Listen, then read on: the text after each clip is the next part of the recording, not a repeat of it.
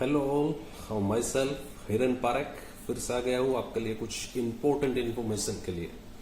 Covid की वजह से एनवायरनमेंट ठीक नहीं था तो थोड़ा बीच में टाइम गैप चला गया दूसरा वीडियो बनाने में, लेकिन फिलहाल फिर से आ गया हूँ एक अच्छा सा टॉपिक लेके जिसका नाम है process of investing in stock market. शुरुआत में क्लैरिफाई कर देता हूँ, ये टॉपिक उन लोगों के लिए है जो शेयर मार्केट, स्टॉक मार्केट जिसको हम बोलते हैं, उसमें इन्वेस्ट करने के लिए नए हैं, जो इन्वेस्ट करना चाहते हैं लेकिन उसको मालूम नहीं उसकी एग्जैक्टली प्रोसेस क्या है। ठीक है। और दूसरा जो एस्पेक्ट रहेगा इस वीडियो का वो ऐसा होगा कि आपको ब्रोकर पसंद करने में कौन कौन सी चीजें ध्यान में रखनी चाहिए। राइट।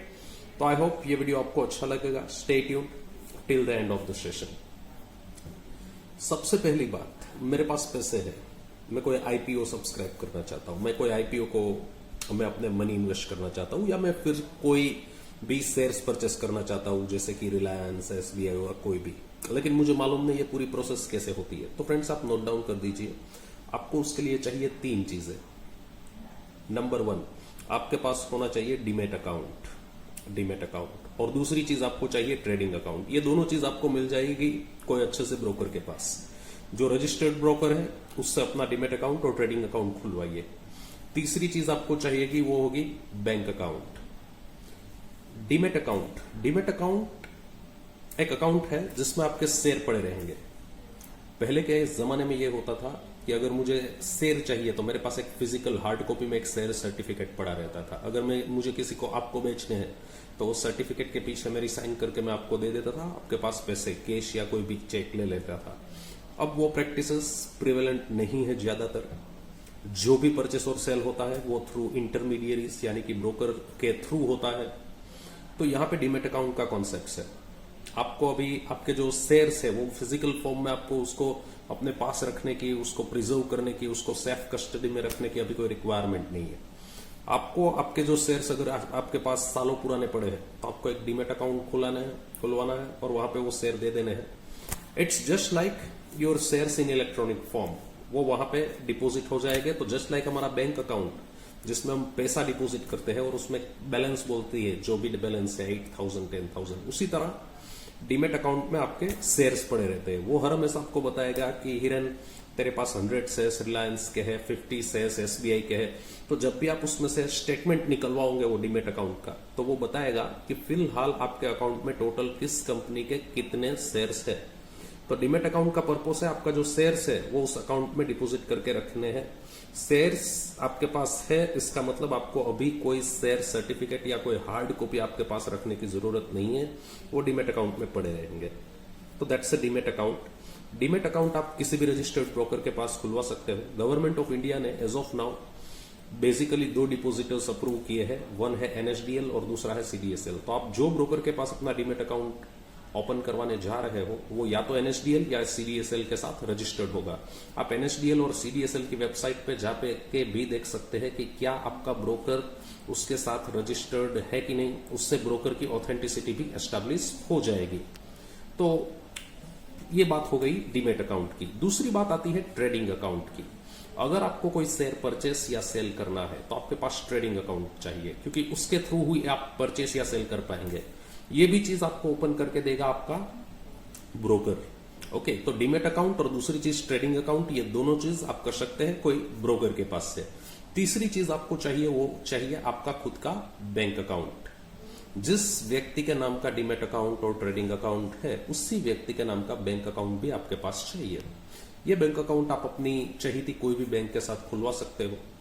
ओके, अकाउंट कहीं भी खुलवाइए, उससे शेयर्स की ट्रेडिंग में कोई फर्क नहीं पड़ता है फ्रेंड्स। लेकिन मैं सजेस्ट करूंगा आप कोई भी नेशनल लेवल की बैंक पे अकाउंट खुलवाओ। द रीजन बीइंग, जब भी आपको ऑनलाइन बैंक का स्टेटमेंट चाहिए, परचेस और सेल शेयर्स की एंट्री, पैसे विड्रॉल या डिपॉजिट की एंट्री हुई कि नहीं, वो ऑनलाइन कभी भी आपको चेक करना हो तो फिंगर टिप्स पे आप कभी भी कर सकते हो। तो ये 3 चीज जरूरी है अगर आपको कोई शेयर परचेस करना है, सेल करना है, आईपीओ सब्सक्राइब करना है, म्यूचुअल फंड परचेस करना है, एसआईपी स्टार्ट करनी है। Number 1 demat account, number 2 trading account and number 3 savings account. आजकल काफी सारी बैंक्स डीमेट और ट्रेडिंग स्पेस पे आ गई है। तो you will find ICICI securities, okay, ICICI bank है, एसबीआई है, वो सब भी आजकल डीमेट अकाउंट, ट्रेडिंग अकाउंट अपने ब्रोकरेज आर्म थ्रू ओपन करवा रहे हैं। तो आपको एक एडवांटेज वो भी रह सकता है उसका कि आपका डीमेट अकाउंट, ट्रेडिंग अकाउंट और बैंक अकाउंट तीनों एक ही बंदे के पास है, आपको अलग अलग जगह पे जाके कोई भी ट्रांजेक्शन नहीं करने हैं। तो ये बात हो गई 3 चीजें जो आपके पास होनी चाहिए। सर कैसे ये अकाउंट खुलवा सकते हैं? जब भी आप ये अकाउंट ओपन करवाने जाएंगे, आपके पास वो लोग basically normal KYC documents demand करेंगे, पैन कार्ड, आधार कार्ड, आपके फोटोज, एक चेक ब्लैंक, ये सब चीजें आपसे डिमांड करेंगे। जब डीमेट अकाउंट खुलवाते हो तो आजकल तो free of cost demat account खुल रहा है, तो आप फ्री ऑफ कॉस्ट ऑनलाइन भी डीमेट अकाउंट ओपन करवा सकते हैं। जब भी आप डीमेट अकाउंट ओपन करवाए, आपको ये अपने केवाईसी डॉक्यूमेंट्स सभी हैंडी रखने हैं, तो प्रोसेस थोड़ी स्मूथ रहेगी। ब्लैंक चेक भी वो डिमांड कर सकते हैं, वो आपको उसको सबमिट करना है।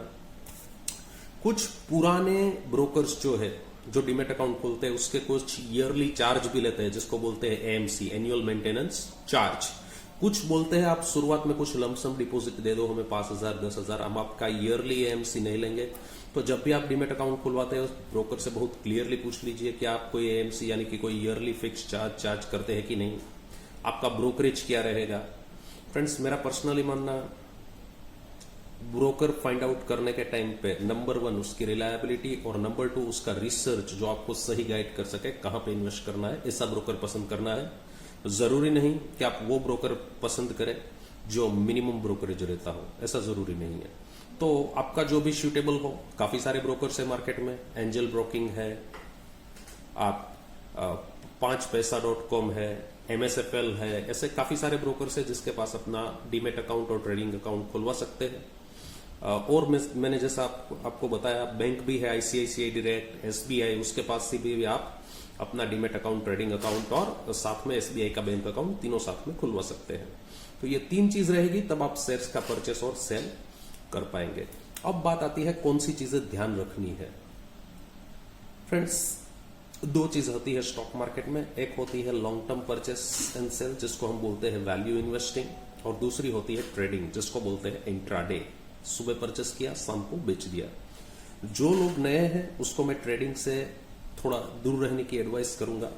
आप क्वालिटी स्टॉक्स अपने चार्टर्ड अकाउंटेंट, इन्वेस्टमेंट एडवाइजर के पास से जान के उसमें इन्वेस्ट करें, लॉन्ग टर्म उसमें रहे तो आपको वो बेनिफिशियल रहेगा।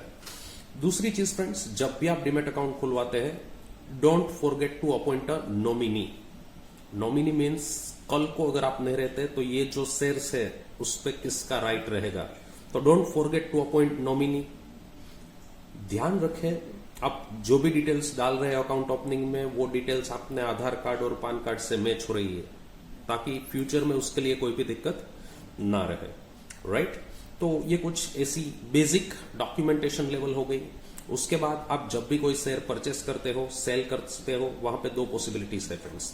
या तो आप जा सकते हैं ऑफलाइन प्रोसेसिंग पे, जहां पे आप अपने ब्रोकर को कॉल करेंगे कि सर मुझे रिलायंस का शेयर चाहिए, एसबीआई का शेयर चाहिए। वो आपके इंस्ट्रक्शन के मुताबिक शेयर परचेस करेगा, आपसे चेक ले लेगा। आप बोलेंगे साहब ये सेल कर दो, वो सेल कर देगा, जो भी चेक आएगा आपको दे देगा। दूसरा होता है ऑनलाइन, वहां पे आपका ब्रोकर आपको एक एप्लीकेशन प्रोवाइड करेगा, वो एप्लीकेशन में आप सीधा परचेस या सेल कर सकते हो। वहां पे फ्रेंड्स ऑनलाइन ट्रांजेक्शन्स रहेगा। जब ऑनलाइन ट्रांजेक्शन्स रहेंगे, we advise you to enter those transactions through भीम यूपीआई, जो सिक्योर्ड पेमेंट गेटवे है, तो आपके पैसे जो हुए वो सेफ रहेंगे। आजकल मेजोरिटी लोग ऑनलाइन ही परचेस और सेल करते हैं, क्योंकि अपना टाइम बच जाता है और प्रोसेस काफी स्मूथ और फास्ट हो जाती है। तो उस तरह से आप परचेस और सेल कर सकते हैं। राइट? यहां पे कौन से स्टॉक परचेस पसंद करने चाहिए, कौन से नहीं, ये उसके बारे में मैं बहुत डिस्कस नहीं करूंगा, वरना वो पूरा सा डिफरेंट टॉपिक हो जाएगा। वेरी सुन उस पर भी एक वीडियो आएगा कि स्टॉक कैसे सिलेक्ट करना है, कैसे नहीं। राइट? तो यह है डॉक्यूमेंटेशन रिक्वायरमेंट। आप कोई भी शेयर का परचेस और सेल करते हो फ्रेंड्स, तो आपको प्रोवाइड करेगा उस पूरे ट्रांजेक्शन की जो जानकारी है, वो आपका ब्रोकर आपको प्रोवाइड करेगा एक डॉक्यूमेंट से, जिसको बोलते हैं कॉन्ट्रैक्ट नोट। अगर आपने फिजिकल कॉन्ट्रैक्ट नोट के लिए बोला है, तो हर एक परचेस और सेल के बाद वो आपको आपके रेसिडेंशियल या कॉमर्शियल जो भी एड्रेस आपने दिया है उस पर वो कुरियर करेगा कि साहब आपका टोटल परचेस ऑफ शेयर्स इतना है, उस पर ब्रोकरेज जितनी लगी है, उस पर जीएसटी इतना लगा है और वो सब। अगर आपने ऑनलाइन ईमेल आईडी दिया है, तो हर एक ट्रांजेक्शन के बाद वो कॉन्ट्रैक्ट नोट आपको देगा। ध्यान रखें, किसी को भी ब्लैंक चेक वैसे ही ना दे दे, या तो वो कैंसल्ड चेक होना चाहिए या क्रॉस्ड चेक होना चाहिए। राइट, उस तरह से आप चेक देना प्रेफर करें। तो ये कुछ बातें हुई कि आपको क्या चीज होनी चाहिए। इतना कुछ आपके पास है तो या तो आप आईपीओ सब्सक्राइब कर सकते हैं, या तो आप शेयर परचेस और सेल कर सकते हैं, या तो आप म्यूचुअल फंड में इन्वेस्ट कर सकते हैं। तो this are the minimum documentation. Okay, thank you for watching, stay tuned, subscribe to my channel, like share, और ऐसे ही बने रहे हमारे चैनल पे, ऐसे ही नॉलेजेबल वीडियोस, कुछ टेक्निकल वीडियोस भी आगे देखने के लिए। ठीक है, all the nice day and nice time to all of you. Thank you.